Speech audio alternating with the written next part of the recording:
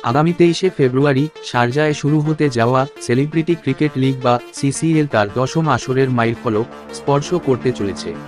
2011 সালে শুরু হওয়া সিসিএলের মর্যাদা বেড়েছে এবং ইন্ডিয়ান প্রিমিয়ার লিগের পাশাপাশি এটি ভারতের অন্যতম জনপ্রিয় লিগ। সিসিএল 2024 অনুষ্ঠিত হবে শারজাহ ও ভারত এই দুই দেশ মিলিয়ে।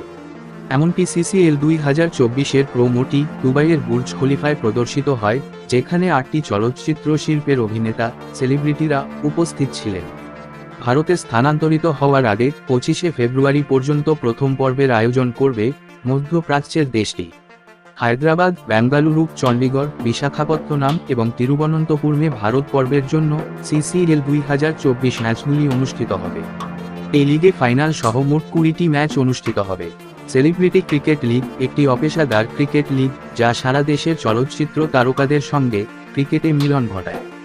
এখানে বলিউড, তেলেগু, তামিল, কন্নড়, বাংলা, ভোজপুরি এই 8টি চলচ্চিত্র শিল্পের 8টি দল এই টুর্নামেন্টে অংশ নেয়।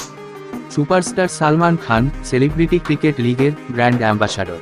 সিসিএল 2024 শুরু হবে 23শে ফেব্রুয়ারি থেকে এবং 17ই মার্চ ফাইনাল খেলা হবে।